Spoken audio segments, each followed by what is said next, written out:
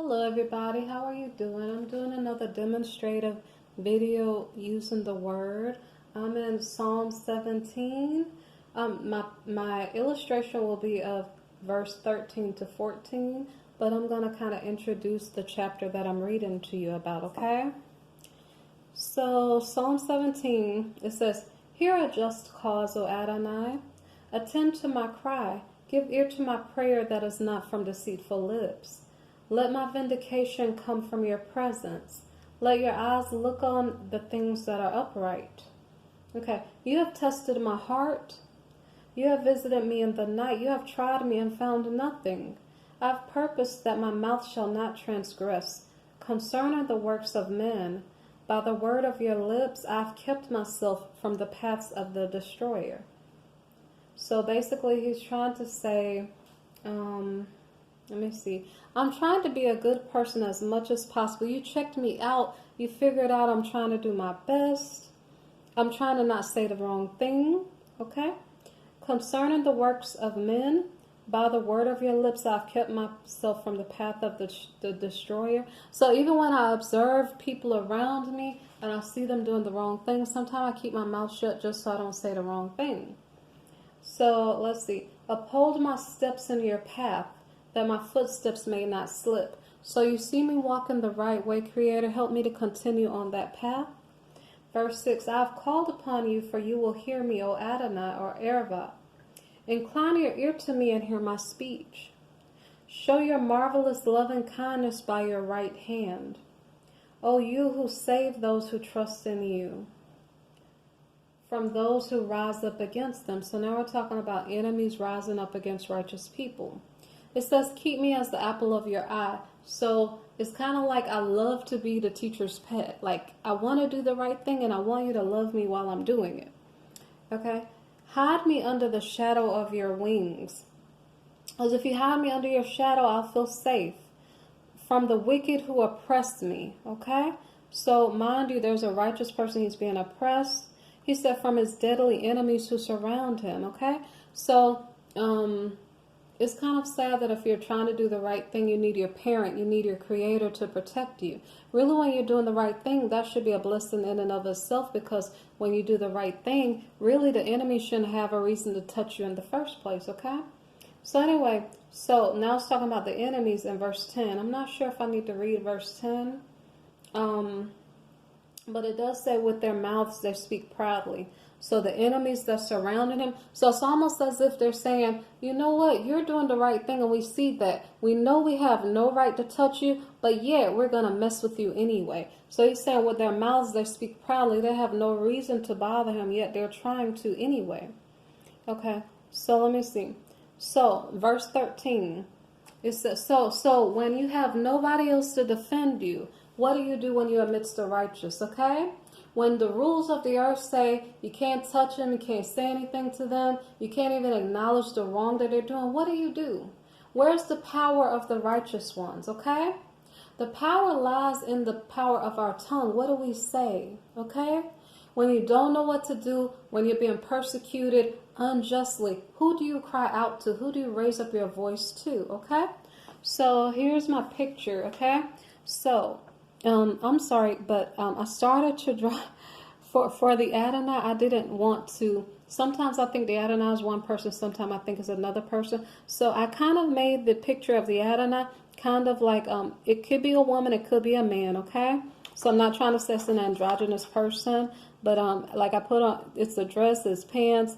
It doesn't matter the gender of the Adonai person. But let me read to you what the scripture is saying. Okay, so it's saying, arise, O Adonai, confront him, cast him down, deliver my life from the wicked with your sword, okay? So right now it just seems like I'm playing. I was bored. I decided to draw a picture. So you see the sword right there, okay? So like I said, I'm not the best artist, okay? But anyway, there's a sword right there drawn, okay? Don't get confused on whether it's a woman or a man. Man's hair, female's hair, okay? I'm not trying to confuse you guys at all, okay? It's just in case Adonai is a male or a female, at least the picture might cover either or, okay? So it says, with your hand from men, O Adonai, from men of the world who have their portion in this life. So who is persecuting this David? Okay, because this is David's prayer. Okay, so you can be a righteous person with a good heart. Do you know how much Adonai loved David? Because even from a youth, like he believed what he believed, and nobody could stop him from believing what he believed. So sometimes it's when you have a pure heart that your enemies see your pure heart and they get mad because their heart is not pure, and it's so sad. Okay, so David, when he was out as a shepherd, he had a slingshot. He has his stones that he could defend his sheep. But when dealing with people, sometimes the rules are a little bit tricky, and so you gotta be careful how you deal with people sometimes. So King David is sitting there saying, "What do I do when my enemies lie on me? When my enemies try to accuse me? What do I do? Where's my help?" I already said this already, okay? And his help is coming from Adonai. He's aware of that, okay? So then he said, "Arise, O Adonai, confront him, cast him down, deliver my life from the wicked with your sword." Okay? Okay, so now he's describing the people who are persecuting him. So I'm going to hold the picture on the other side, okay? So he's saying, from men of the world who have their portion in this life. Okay, so there's a man of the world right here, okay? I drew him on the earth here, okay? Who have had their portion in life, okay? So if you're a man of the world, you've had your portion in life. You maybe had 15 minutes of fame. Could be 15 minutes, could be 15 years. I don't really know, okay? So he's had his portion in life. So in his hand, he has a little bit of money in his hands, okay? He's on a world here. I kind of drew it as just an illustration, so that's not the whole world. He's not that large compared to the world, okay? So let me continue to read.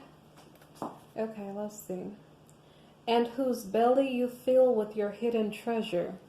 Okay, so this one, I'm wondering, what is this about? So on his shirt, so here's this man of the world, and with this picture, I didn't draw it so nicely. It's a picture, but it could maybe be nicer. So on his shirt, I drew a treasure chest, okay? And it's not the cutest treasure chest, but it says that you fill their bellies with your hidden treasure. Adonai, what is your hidden treasure? Okay, so they had their portion in this life, the money in his hand. Let me hold this better so you can see it better. What is in that treasure chest? Okay, his belly is filled with the Adonai's hidden treasure. That's something we'll figure out later, but it's on the picture now. But later on, maybe I'll leave it in the comments when that epiphany hits. Let me keep reading. Okay. So they are satisfied with children. Now this is another little bit of an ambiguous verse, okay? So look here, he's standing on this world and there are a bunch of houses there. So he's gone, this man of the world has gone from house to house to house. And in each house, there are children in there. So if you look up close, there's like little babies in each house. So the question of the matter is, was he having a lot of children? It says satisfied with children. So was he having a lot of children from house to house? Was there something more inappropriate going on, which I'm not sure is related to the money? I don't really know. Or is this related to things that, because people do weird things. So I'm trying to understand the scripture. So I'm laying out what could be the case. Okay. So I hope, because we read in like Genesis 9, like we're not supposed to eat people. I did a video about no cannibalism because like the animals might fear us, the animals, the fish, the birds might fear humans. But I know we're not supposed to eat people because if we eat people, their blood is going to cry out of the earth and we have to hold account for that. So I hope it's not that part. So I hope we're not hurting any children. Hope we're not eating any children. But it says something about him being satisfied with children. So I'm going to guess that this man, see, he's the man of the world. So I'm guessing because he has a lot of money, maybe perhaps he attracted a lot of women and he had his fair share of children. That would be the nicest explanation, I hope. I hope it's not a naughty explanation, okay? So let me continue to read. Okay, let's see. And leave the rest of their substance for their babes, okay? So let me just sum up 14. With your hand from men, O Adonai, from men of the world who have their portion in this life, and whose belly you fill with your hidden treasure. They are satisfied with children and leave the rest of their substance for their babes. So in the man's hand, he has some money. So the rest of his substance. So I'm not sure if he was satisfied with children. That means he had probably a lot of children. After he had a lot of children, did he just leave an inheritance for his children that are in his household? I'm not sure, because he maybe had children in other households, okay? So like I said, I hope it's a good definition of satisfied with children, meaning he had his quiver full of arrows, and so he had many children, okay? It's just probably a naughty way that he went about it, because maybe it wasn't a traditional situation. I'm not sure, okay? So, so far this is a description of what David is seeing as his enemies, okay? So I'm going to read verse 15. As for me, this is David speaking, I will see your face in righteousness. I shall be satisfied when I awaken your likeness. So he's talking about Adonai here. He's not talking about the people who are persecuting him, okay? So the sad part is that I have to read the scripture to you, because if you are a righteous person, if you're doing the right thing, if you're upright in heart, and Adonai is your defense, okay? What that means is really the enemy shouldn't have had a chance to put his hands on you to bother you in the first place. But when we live in an upside down society where there's no justice, then all of a sudden we have to pray these big prayers for Erevat to come and deliver us from tribulation and trouble that should have never been there in the first place. Because really and truly, what's supposed to go on is when you're working iniquity and conceiving trouble and doing naughty things, trouble finds you, like you land in the pit that you set up for someone else. But in an upside down world, it's like if you're doing the right thing, you keep getting rewarded with evil, and we don't want that to happen, okay?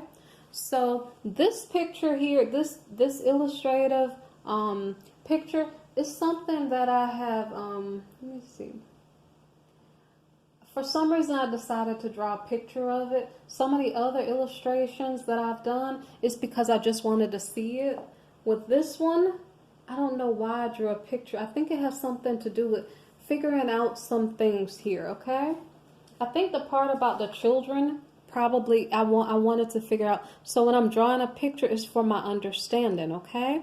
So I want you guys to learn how to understand the word. So for these illustrations, what I want you to understand is that the best thing that we can get in Proverbs, it says get wisdom, get understanding.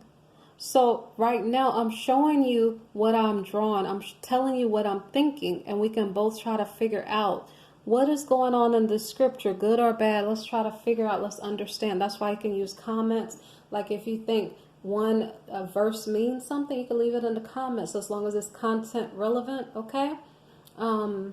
So we can understand the Bible together. So these illustrations are somewhat like a Bible study. So we can kind of say, well, this could mean this. Maybe no, it could mean that, okay? So feel free to leave a comment down below. And I don't know if there's anything else I'm supposed to say. So the parts that are interesting to us is, and whose belly you fill with your hidden treasure, okay? So what is in his belly, okay? What is the hidden treasure in this man's belly? He's a man of the world, okay? Now, him being a man of the world, does he have to be a bad person? It doesn't necessarily say, but what it did say is that wicked men were oppressing him, okay? So he is David. He's not a little boy anymore. He's writing these psalms, these songs or hymns, and sometimes they're his prayer, okay? So this was a prayer of David as a grown man, okay? So this man of the world, if he was praying about him, he likely wasn't the nicest person, okay? And so with David maybe being a good person, maybe he described what was going on through his prayer. Maybe he wrote a journal. So whatever he wrote is what we're reading back. And that was his way of coping with distress in his life, okay? And so as I stated, I'm just trying to show you guys ways to understand it. So as I understand it more, I'll leave it in the comments for you guys all the more, okay? So you guys can understand, I can understand. But sometimes seeing it helps us to understand what is being discussed, okay? All right, thank you guys for listening. Like, subscribe, share, comment, okay? Thank you. Bye-bye.